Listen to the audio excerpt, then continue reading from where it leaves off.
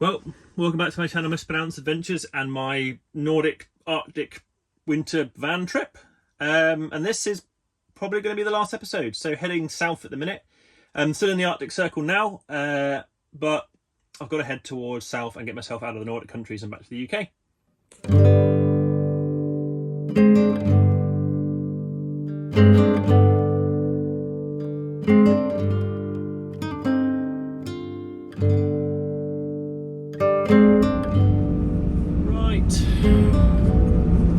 Made it to Jokkmok, or just outside, because I wanted to get a park up, and there seems to be a big reservoir slash lake. In 1 mile, turn left.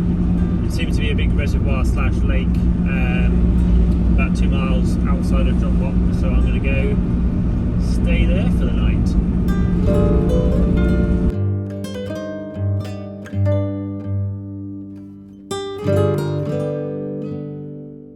I'm parking in 500 meters, that's I believe what I want.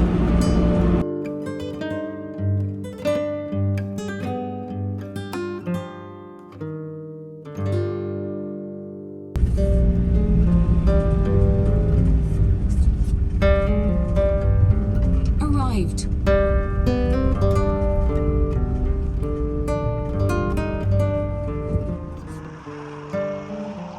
Many of the winter park-ups in Sweden are just gorgeous.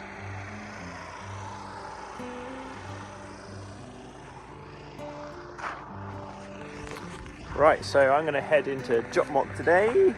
I want to go see the Sami Museum, because apparently it's a really good one. And probably then head to the Arctic Circle sign and start heading south.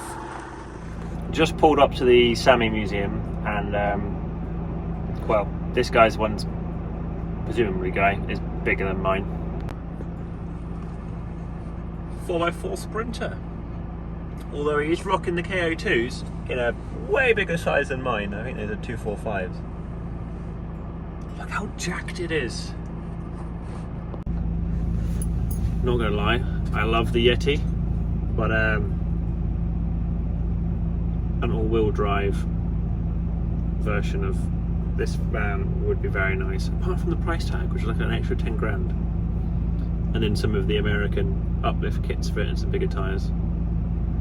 But a bit out of my budget. If someone wants to give me one of those, feel free.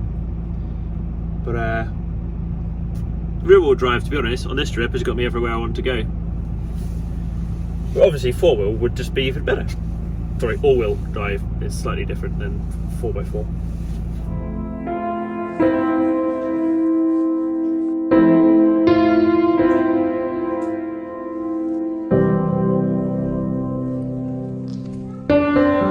The Sami Museum is really interesting. If anyone's ever in the area, definitely come visit this Sami Museum in Jokkmok.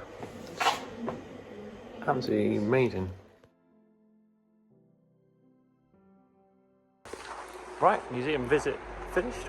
Well worth seeing the Sami Museum in Jokkmok. The Sami, for people who don't know, are the indigenous people originally from this part of the world. And yeah, really interesting to see a glimpse into their culture, really. So yeah, if you're here, definitely recommend to go seeing it. Well, we've made it to the Jokkmok Arctic Circle sign.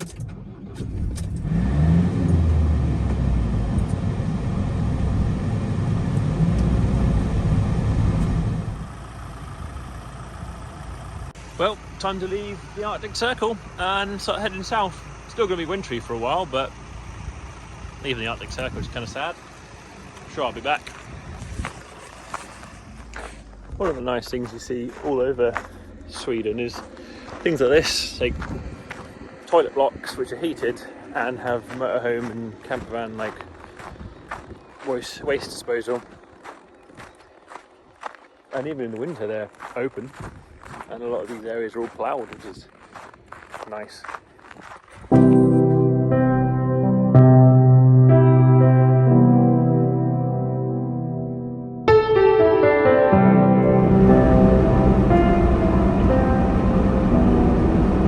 Not a bad drive today.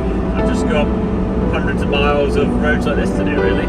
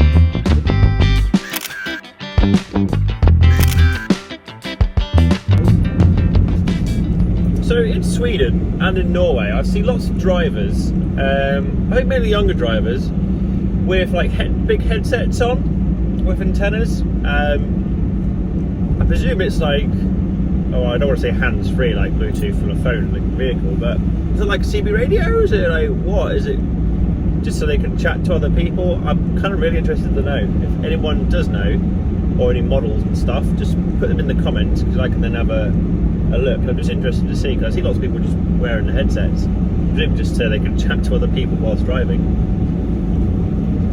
It's definitely starting to look a bit like late winter, spring.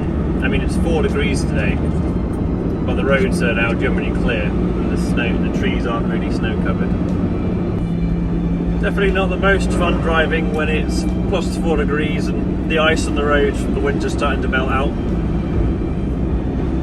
You keep falling in deep troughs where the ice is gone and where the tyres have been running.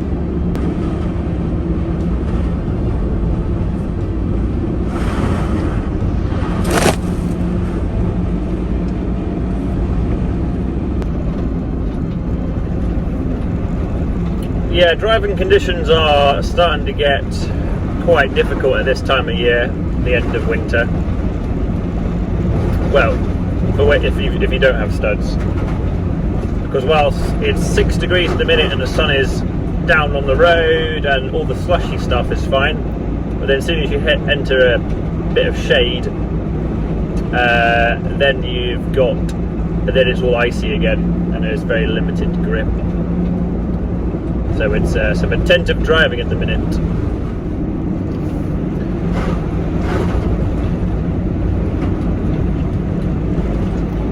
Well, since I'm making my way back down Sweden, I'm going to pop in. I'm not too far away now to visit Ash and Marie again from Lost in Europe. Since they offered for me to pop in, it'd be nice to see them for tonight, and then maybe a bit tomorrow, then start my drive back down towards Calais. Haven't quite decided which route I'm going to take. I could just go easy and take the E4, which I took on the way up, or I could change my Eurotunnel train a wee bit, maybe move it a day or two further away, and maybe take a bit more of an inland route just to take in a different road and a different bit of scenery. We will see.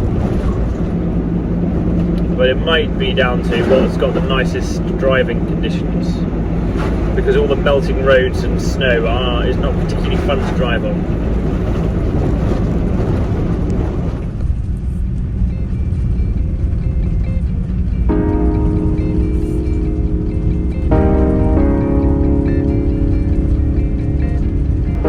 Well, a lot less snow since the last time I was here.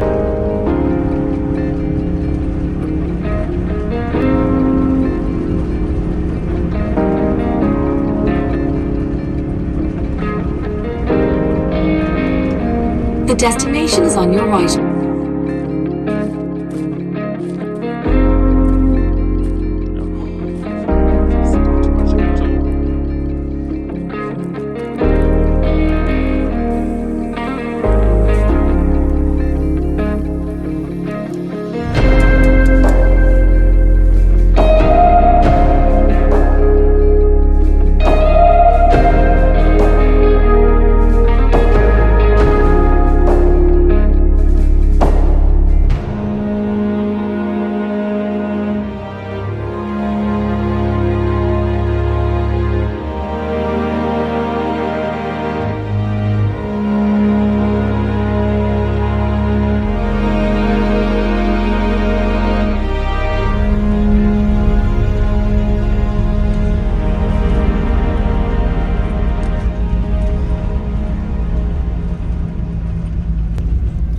Right, just leaving Ash and Marie's place. Haven't recorded too much over the last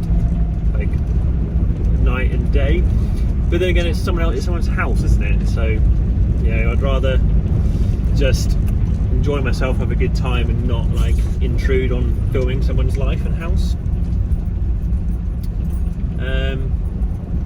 Yeah, so back to the E4 on the coast now.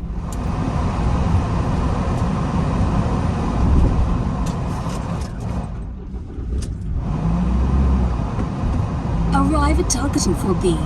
Arrived.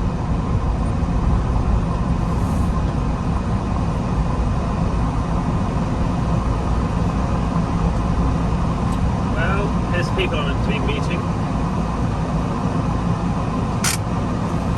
Right, I've just left Dawn and James. So if you want to check out there, they've got their own Sprinter. They've converted and they're currently heading up to the northern Norway, and I was coming down and they messaged me a couple of days ago. We chatted a bit on the phone, so just met up with them for some lunch, which was quite nice. Again, didn't film it, great YouTuber as usual, but if meeting people for the first time, it's kind of a bit weird to want to film, so didn't do that. And now back on the road and making my way down south. Really, gotta go home. But all trips have got to come to an end, and yeah, unfortunately I have to get home and it's 1,500 miles. What I have done is I have just changed my train. It's currently Saturday and I'm meant to be getting the train on Tuesday, but I've changed it to Wednesday evening, so that gives me a good amount of time to get back. And it only cost me £12 to change the train as well, which is pretty good.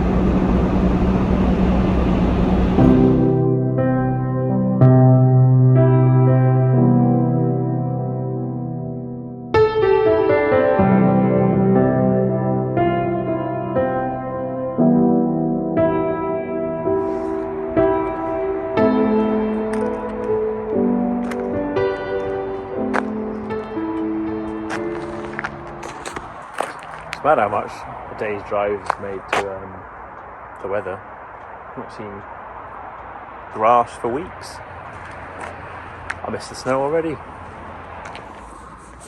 Well, it's definitely getting towards the end of the trip. I'm near Jokkmok. Maybe that's how it's pronounced, who knows. No snow left. There was an amazing solar storm last night, but I was kind of too far south and too many lights around to see it. Bit of a shame, but yeah, heading more south today. On the way back to Calais, really. Well, I've left Sweden. I'm on the bridge from Malmö to Denmark. I don't know what the name of the town is in Denmark. Yeah, you can see no snow. It's 9 degrees. I've got the aircon on because it's warm. Oh, kind of sad, really. Kind of sad. But it's a good trip, it'll have to come to an end anyway. So I think I'll probably film a little bit more on the drive back. And it'll make it into the video if anything happens. If it doesn't, then it'll probably just now change to the outro.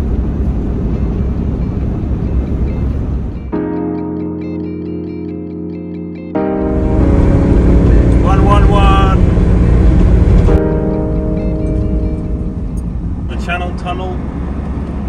We're a day early for my return ticket. I don't actually know if that's a problem or not, because I've just found they've been able to change them up most of the time. So let's see how it goes. Arrived. Salem. Let's see what train I can get. Right, well, I upgraded to a earlier train for a pretty penny. Irony being, I actually moved the train, which was about now, to tomorrow evening because I wanted to give myself more time, and I got here early and cost myself more money. But waiting for the train. And if you want to know what's really hilarious, the whole reason I had to come back for this trip was to do a training weekend for some clients I'm taking away on an expedition in the summer. And I just got an email from work about 50 miles before Calais saying that trip has now been cancelled. So I've driven 2,000 miles back to the Arctic Circle, cutting my trip short for nothing, really. A little bit miffed. Outside of, you know, it's not work's fault that it's had to be cancelled given the situation in the world. But yeah, if that email had come in like 2 days earlier, I could have stayed out a bit longer. Well, back on UK soil.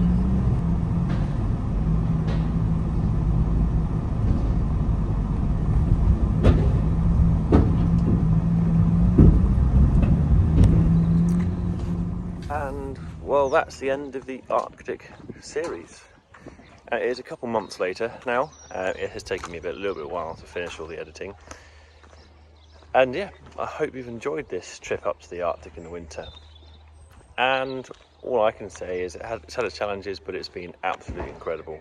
The van has worked fantastically. Yeah, there was hiccups along the way. The only real hiccup was the coolant freezing over. But I'm going to go back, hopefully next winter, maybe the one after, because I want to find colder. I want to find -40. But in the meantime of what I've been doing whilst it's taken me a few months to edit, is I've been back to work doing my normal job, bits like this. Right, well, last helicopter ride of the season, me. Yeah. Welcome to my channel, Mispronounced, and it's a bit of a different video.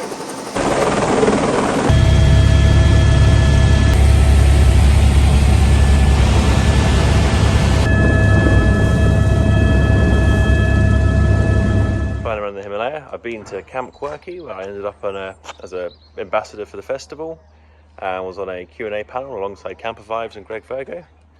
I drove the van down the runway in a flying V at the first Vanlife Fest.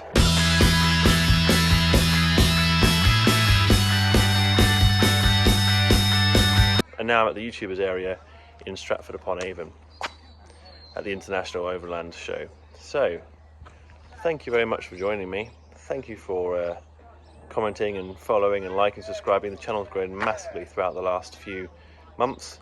And I'll see you next time. Cheers. Bye.